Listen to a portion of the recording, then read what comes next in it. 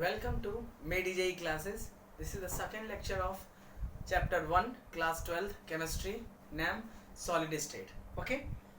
Now previous lecture में हमने crystalline solid, amorphous solid and solids basic introduction part पढ़े थे.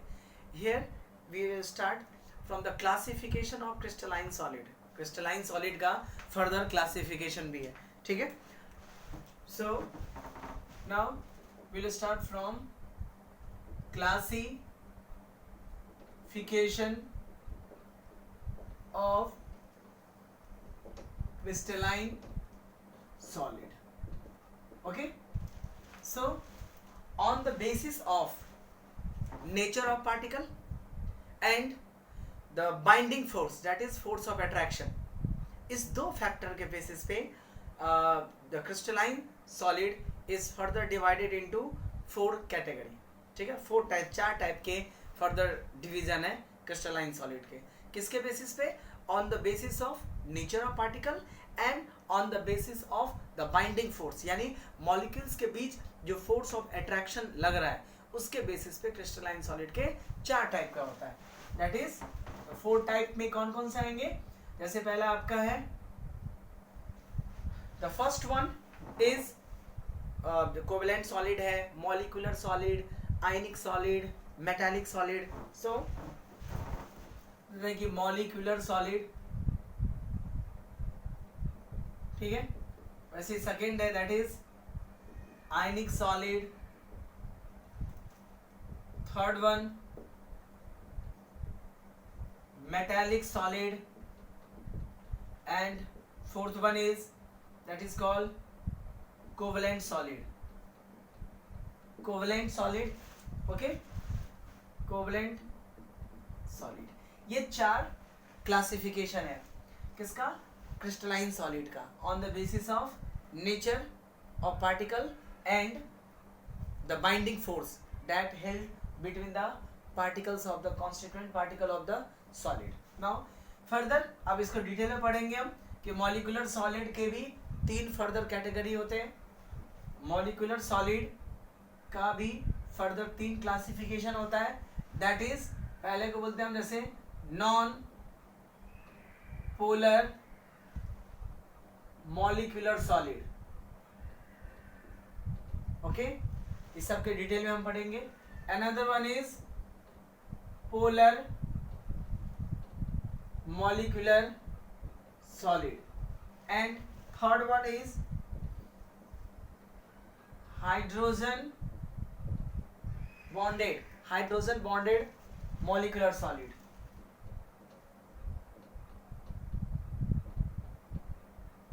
Molecular solid, ये इतने कैटेगरी है. Now each one by one हम इसको स्टडी करते हैं. फर्स्ट है जैसे मॉलिक्यूलर सॉलिड क्या है. Okay, this is the classification. So we will start from molecular solid. Okay, so what is molecular solid? अब कोई भी सॉलिड किसके बेसिस पे कैटेगरीज है? उसके जो कॉन्स्टिट्यूएंट्स पार्टिकल है उसके बेसिस पे. सो मॉलिक्यूलर सॉलिड का मतलब होता है कि जिसका कॉन्स्टिट्यूएंट्स पार्टिकल मॉलिक्यूल्स हो.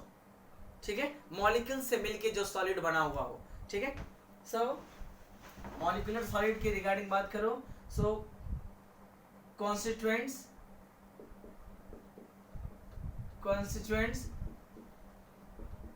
particles are molecules, यानी मॉलिक्यूल से बन के ऐसे सॉलिड बना होता है. नाउ फर्दर 3 पार्ट है. ठीक है, दैट इज इसका जो 3 पार्ट है उसमें लिखते हैं कि molecular solid it has 3 category. पहला लेते हैं हम नॉन पोलर मॉलिक्यूलर सॉलिड. ठीक है, अब ये जो पार्ट है नॉन पोलर मॉलिक्यूलर, ये कॉन्स्टिट्यूएंट्स पार्टिकल को इंडिकेट करता है. जैसे पहला आपका non polar molecular solid, it means कि ऐसे सॉलिड का कॉन्स्टिट्यूएंट्स पार्टिकल क्या होंगे? Non polar molecules.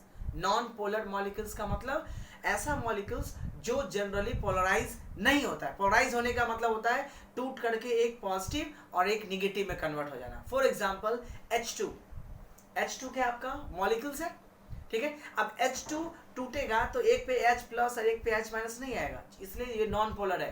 Cl2, chlorine अगर किसी दूसरे के साथ आए तो पोलर होता है, लेकिन खुद Cl2 अगर मान लीजिए Cl2 है तो Cl का बॉन्ड है, तो अगर ये बॉन्ड टूटेगा तो ऐसा नहीं होगा कि एक पे निगेटिव जाएगा एक पे पॉजिटिव जाएगा। ये क्या करता है, इसको 11th में पढ़ते हैं हम उसको होमोलाइटिक बॉन्ड फ्यूजन, यानी बॉन्ड के जो दो इलेक्ट्रॉन है, एक इलेक्ट्रॉन इसके पास आ जाएगा एक इलेक्ट्रॉन इसके पास आएगा, ओके।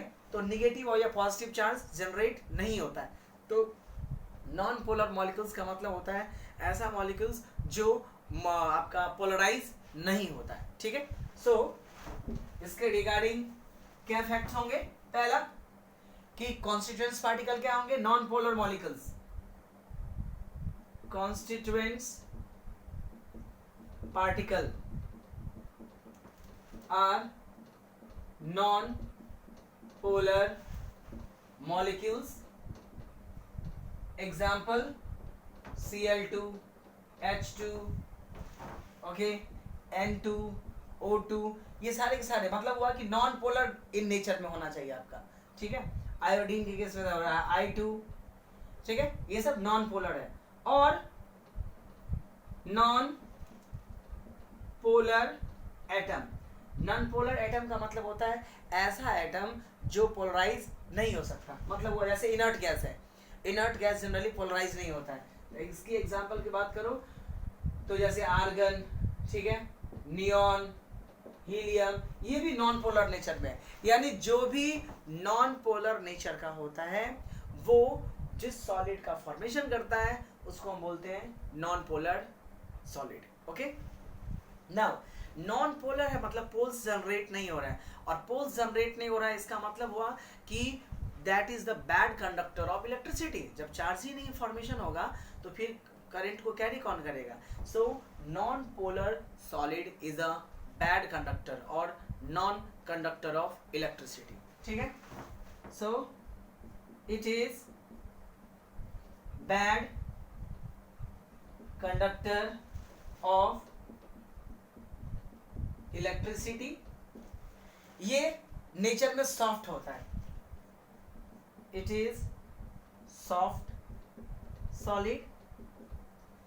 एंड अब जो नॉन पोलर मॉलिक्यूल्स होता है, आप क्लास 11th में केमिकल बॉन्डिंग चैप्टर है उसमें पढ़ते हैं कि अलग अलग टाइप के पोलर, पोलर के बीच में force of attraction, polar non polar के बीच force of attraction, non polar के बीच में फोर्स ऑफ अट्रैक्शन, अलग अलग टाइप्स के फोर्स ऑफ अट्रैक्शंस होते हैं। केमिकल बॉन्डिंग चैप्टर क्लास 11 में था, ठीक है। सो यहाँ पे क्या है, नॉन पोलर मॉलिक्यूल्स है, तो नॉन पोलर मॉलिक्यूल्स के बीच जो फोर्स ऑफ अट्रैक्शन लगता है उसको लंदन फोर्स बोलते हैं, जो कि वॉन्डरवॉल फोर्स के ही पार्ट है, वॉन्डरवॉल फोर्स की कैटेगरी में आता है, ठीक है। So the force of attraction acting between the molecules of non-polar molecules is known as London force. So the London or dispersion force is acting between the non-polar molecules, okay. Non polar molecules के बीच में कौन सा force लगता है आपका, जिसको बोलते हैं लंदन फोर्स और dispersion force, which is the category of weak van der Waals forces में आता है, ठीक है। नाउ अब ये नॉन पोलर है, तो नॉन पोलर के जनरली क्या, और ये वीक फोर्सेस है, दिस इज द, अब ये बोल सकते हैं कि इसका मतलब हुआ कि वीक वॉन्डरवॉल फोर्स के कैटेगरी में आता है, ठीक है। नाउ अगर फोर्स ऑफ अट्रैक्शन वीक है, इसका मतलब हुआ कि वो इजिली टूट जाएगा, यानी थोड़ा सा हीट तो टूट जाएगा। That's why due to the weak van der Waals forces इसका जो आपका मेल्टिंग पॉइंट होता है वो काफी लो होता है, so have low melting point, have low melting point, इसका मेल्टिंग पॉइंट जो होता है वो लो होता है, सॉफ्ट होता है। एंड एट रूम टेम्परेचर पे ये जो नॉन पोलर सॉलिड है वो जनरली लिक्विड एंड गैसेस के फॉर्म में होता है। ठीक है, सो ओके, एट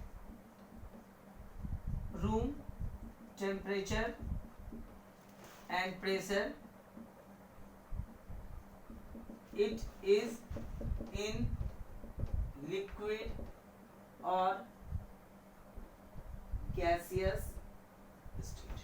ठीक है, ये लिक्विड और गैसियस स्टेट में होता है रूम टेम्परेचर। ये था regarding non polar molecular solid. ठीक है, नाउ उसके बाद है आपका पोलर मॉलिक्यूलर सॉलिड।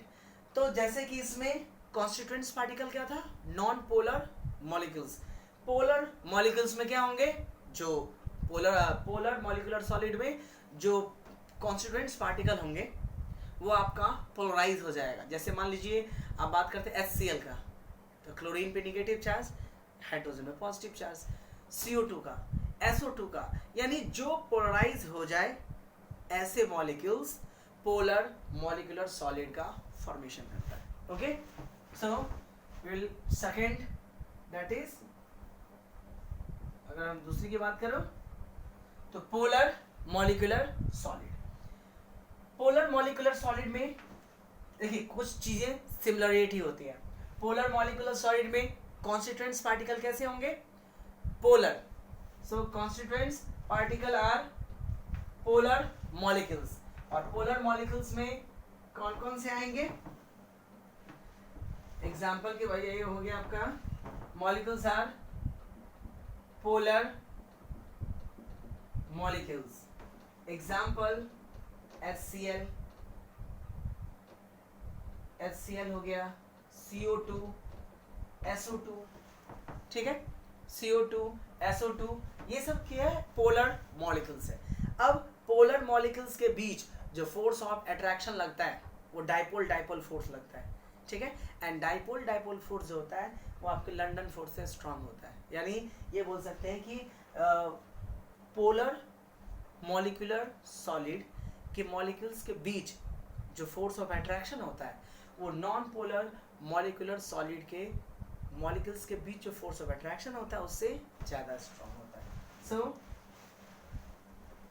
ये हो सकता है कि इधर कौन सा फोर्स लगता है आपका, dipole dipole dipole force of attraction, dipole force of attraction acts between the polar molecules which is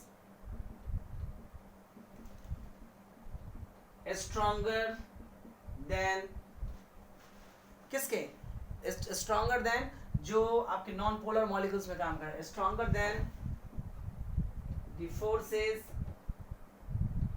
acting between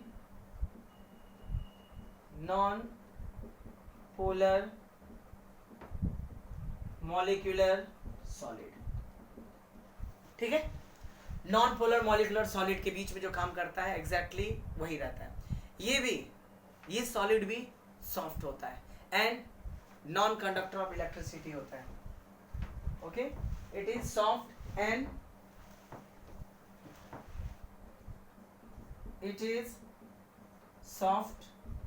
and non conducting. ये सॉफ्ट भी होता है और आपका नेचर में नॉन कंडक्टिंग होता है। इसका भी मेल्टिंग पॉइंट जो होता है जनरली वो लो होता है। इस देखिए किससे रिलेटिवली लो होता है, बट नॉन पोलर सॉलिड के रेस्पेक्ट में इसका मेल्टिंग पॉइंट जो होता है वो ज़्यादा होता है। ठीक है, सो रिलेटिवली मेल्टिंग पॉइंट यानी melting point is relatively higher. किससे, नॉन पोलर से जो होता है ज़्यादा होता है, और it is also at room temperature, ठीक है, ये जनरली लिक्विड और गैसेस के फॉर्म में अवेलेबल होता है, यानी at room temperature and pressure,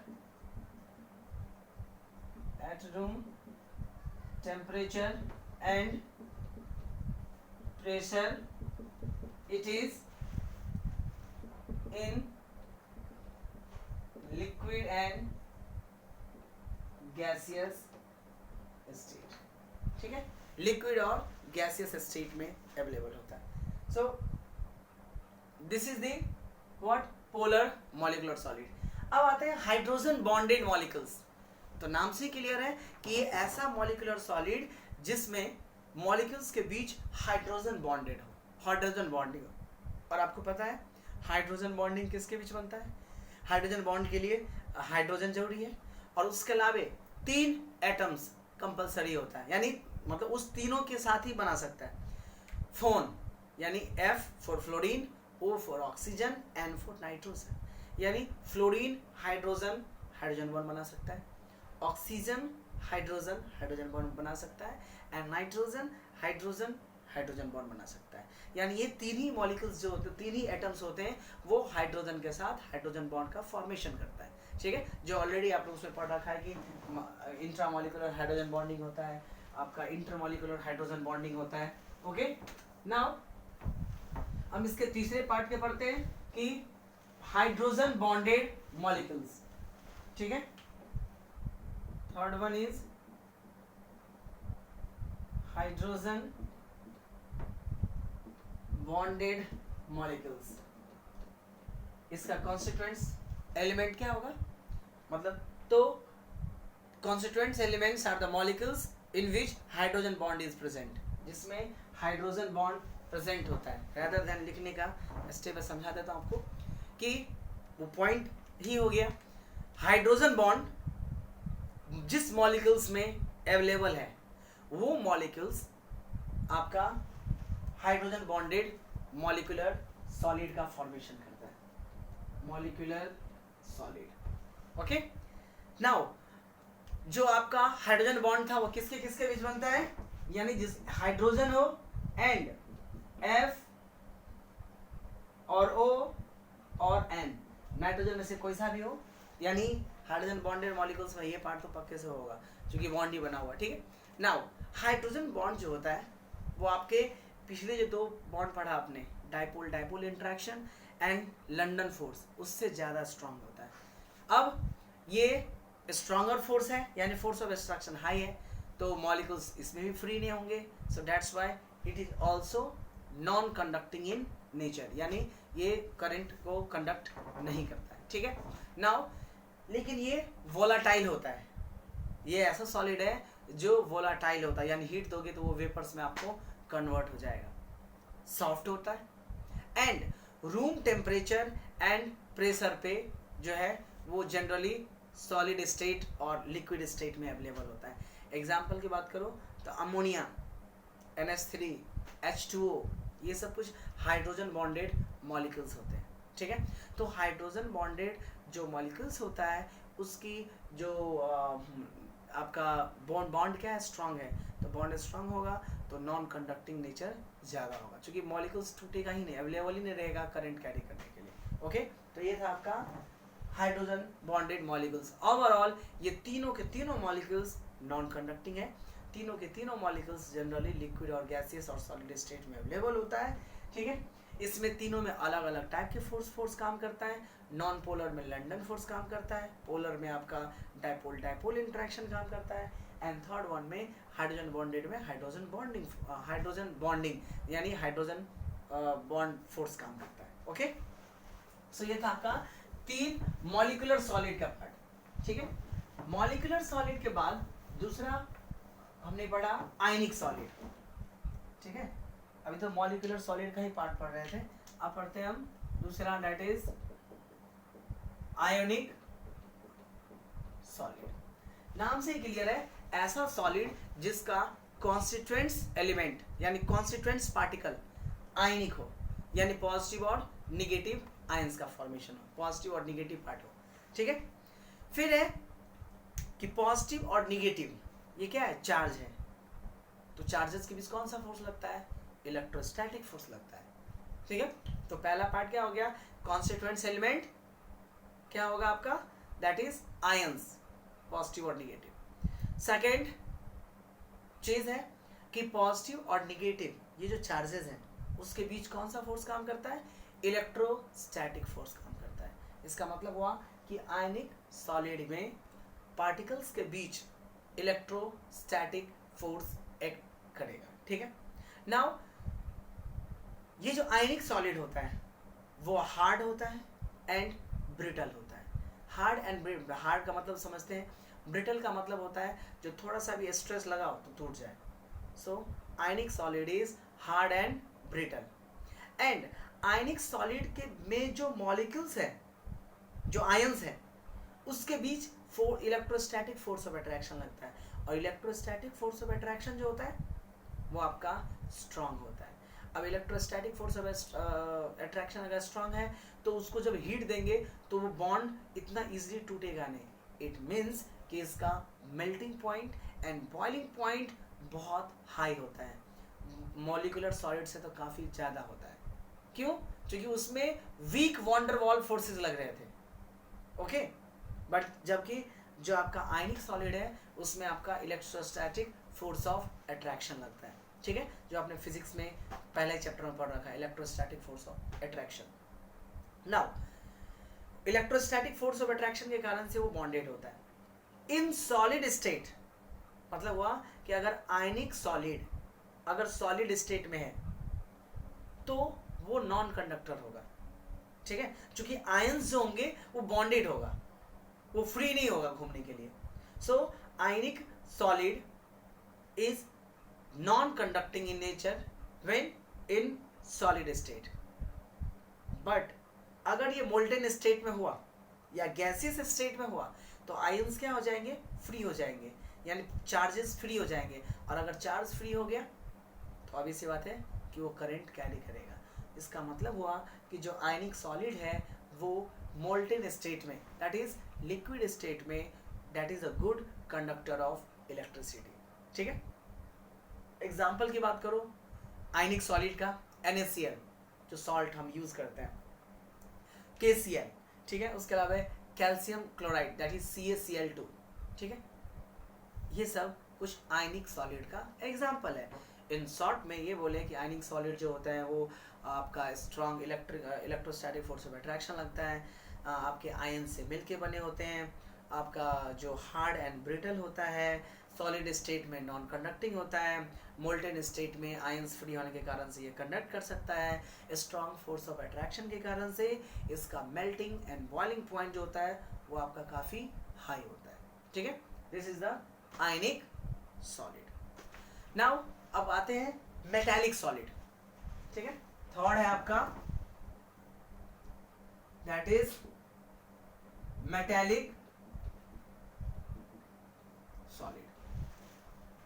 तो नाम से क्लियर है, इसका मतलब मेटालिक सॉलिड है, इसका मतलब हुआ कि ऐसा सॉलिड जिसका कॉन्स्टिट्यूएंट्स पार्टिकल जो है वो आपका क्या हो, मेटल्स हो। अब मेटल्स के पास मतलब मेटल आयन हो, क्योंकि आयंस तो कुछ भी, क्लोरीन ऐसे NaCl था तो Na+Cl- कुछ भी था, बट ऐसे सॉलिड का जो मेन कॉन्स्टिट्यूएंट्स हैं दैट इज मेटल्स के आयन। जैसे Na है तो Na+, ठीक है, मैग्नीशियम है Mg तो Mg2+, मतलब इसमें नॉन दूसरा जो पार्ट है वो होने की जरूरत नहीं है। मेटल्स के आयंस से बना हुआ solid that is metallic solid. अब मेटल्स आयन कैसे बनाता है, इलेक्ट्रॉन लूज करके। इसका मतलब ये हुआ कि जो मेटालिक सॉलिड है उसमें लार्ज अमाउंट में फ्री इलेक्ट्रॉन्स होंगे, which is called the sea of electron. Sea of electron बोल सकते हैं कि लार्ज अमाउंट में फ्री इलेक्ट्रॉन्स उसके पास होते हैं। और मेटल्स आयन और इलेक्ट्रॉन्स के बीच क्या लगेगा, ऑब्वियस सी बात है चार्ज है, तो चार्ज के बीच में कौन सा फोर्स लगता है, इलेक्ट्रोस्टैटिक फोर्स, यानी और दूसरा बोल सकते हैं आप कूलम्ब्स फोर्स उसके बीच लगता है। ठीक है, और इसके बीच जो बॉन्डिंग होता है उसी को हम मेटालिक बॉन्ड भी बोलते हैं। ठीक है, नाउ इसमें मेटालिक सॉलिड में आपका लार्ज अमाउंट में फ्री इलेक्ट्रॉन्स होते हैं, और फ्री इलेक्ट्रॉन्स कंडक्शन के लिए बहुत इंपॉर्टेंट है, चाहे वो हीट को कंडक्ट करना हो, चाहे वो आपका करंट को कंडक्ट करना हो। इसका मतलब हुआ कि जो मेटालिक सॉलिड है that is the good conductor of heat and electricity. अब मेटल्स है तो मेल्यूबल भी होगा। मेल्यूबल मतलब उसको आप थीन शीट के फॉर्म में कन्वर्ट कर सकते हैं। डक्टाइल भी होता है, मतलब वह उसको आप वायर्स के फॉर्म में कन्वर्ट कर सकते हैं, ठीक है। एंड मेटल्स है तो मेटल का जो भी प्रॉपर्टी होता है, जैसे मेटालिक लस्टर हुआ, ठीक है, आपका कंडक्टिविटी हुआ, ये सारे उसके पास, यानी मेटालिक सॉलिड में गुड कंडक्टर ऑफ इलेक्ट्रिसिटी होता है because of large number of free electrons जो इसमें होते हैं, इसीलिए मेटालिक लस्टर होते हैं।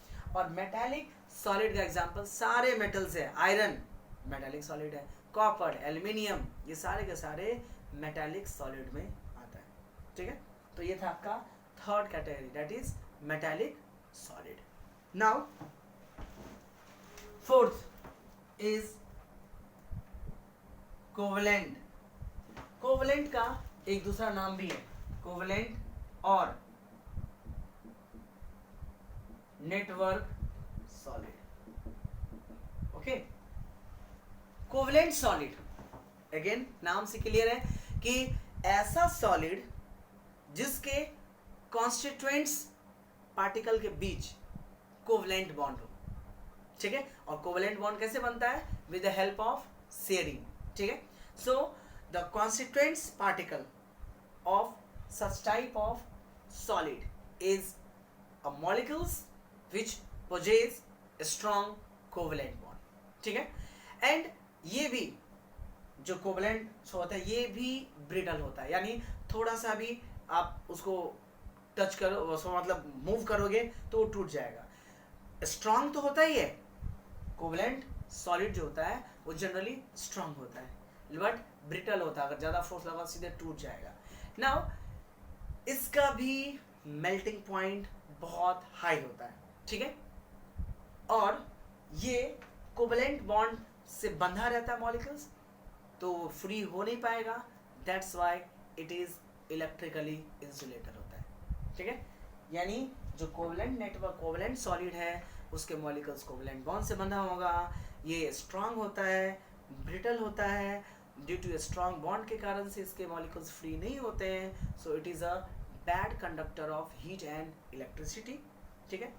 एग्जाम्पल्स की बात करूं तो हार्ड मटेरियल कौन, जैसे वो डायमंड, सिलिकॉन कार्बाइड SiC, ठीक है, डायमंड हो गया SiC, silicon carbide. Silicon carbide को ही आपका कार्बोरंडम बोला जाता है, ठीक है। बहुत सारे इसके एप्लीकेशन, सेमीकंडक्टर्स होते हैं, ठीक है, बहुत जगह इलेक्ट्रॉनिक्स डिवाइसेस LEDs वगैरह बनाने के लिए भी यूज़ किया जाता है, ठीक है। तो डायमंड, ठीक है, ये आपका सिलिकॉन कार्बाइड, क्वार्ट्ज, ठीक है, ग्रेफाइट, ये सारे के सारे जो हैं वो आपका कोवलेंट सॉलिड में। इसका मतलब हुआ कि ग्रेफाइट किससे मिलकर बना होता है? कार्बन से, तो कार्बन कार्बन के बीच जो होते हैं वो कोवलेंट बॉन्ड होता है। अब इसमें एक एक्सेप्शनल केस है, graphite is also an example of covalent solid, तो वो, लेकिन ये क्या होता है? सॉफ्ट होता है। जो कोवलेंट सॉलिड होता है वो हार्ड होता है, लेकिन ग्रेफाइट उसका एग्जांपल है कोवलेंट सॉलिड का, बिकॉज उसके बीच में कोवलेंट बॉन्ड होता है, इसीलिए कोवलेंट सॉलिड है। बट एक्सेप्शनल केस है ग्रेफाइट का कि ग्रेफाइट जो होते हैं वो आपका सॉफ्ट होता है and good conductor of electricity होता है, ओके। बैटरीज जो होते हैं उसमें आपको इलेक्ट्रोड के लिए ग्रेफाइट का यूज किया जाता है। डायमंड बैड कंडक्टर है, लेकिन ग्रेफाइट आपका गुड कंडक्टर होता है। क्यों? ग्रेफाइट में जो कार्बन होते हैं ना वो सिर्फ 3 दूसरे कार्बन से बंधा हुआ रहता है, बाकी जो एक इलेक्ट्रॉन्स होते हैं वो आपका फ्री होता है। यही जो फ्री इलेक्ट्रॉन्स होते हैं वो आपका करंट कैरी करता है। एक और चीज कि ग्रेफाइट में लेयर्स बाय लेयर्स होते हैं, जैसे एक लेयर बना कार्बन का, फिर दूसरा लेयर हुआ, फिर तीसरा लेयर हुआ, तो ये जो लेयर बाय लेयर स्ट्रक्चर होता है जिसके कारण से वो एक लेयर के ऊपर दूसरा लेयर क्या कर सकता है? स्लाइड कर सकता है। इसीलिए ग्रेफाइट जो होता है वो आपका सॉफ्ट है, कंडक्टिंग है, लेकिन फिर भी वो मॉलिक्यूलर सॉलिड में कोवलेंट सॉलिड में आता है। रीजन? क्योंकि उसके बीच में कोवलेंट बॉन्ड होता है। ठीक है, तो ये आपका था 4 टाइप के सॉलिड का पार्ट, क्रिस्टलाइन सॉलिड का 4 पार्ट था, जिसमें से ये आपका चारों पार्ट आ गया। तो फिर से रिवाइज कर देता हूँ, मॉलिक्यूलर सॉलिड जिसके 3 पार्ट था, उसके बाद में था आपका आयनिक सॉलिड, फिर था आपका metallic solid, and then after था आपका कोवलेंट सॉलिड। ठीक है, इन तीनों टाइप के सॉलिड में अच्छा कंडक्टिंग कौन था? आयनिक सॉलिड, लेकिन वो किस स्टेट में? मोल्टेन स्टेट में। ठीक है, this is the part of what? Solid का ये आपका पार्ट था। ओके, इसके बाद जो शुरू होता है दैट इज क्रिस्टल लैटिस। ठीक है, अब क्रिस्टल लैटिस जो 3 डायमेंशनल स्ट्रक्चर होता है उसके रिगार्डिंग में स्टडी करेंगे। ओके, ये वेल प्रिपेयर कर लेने का है।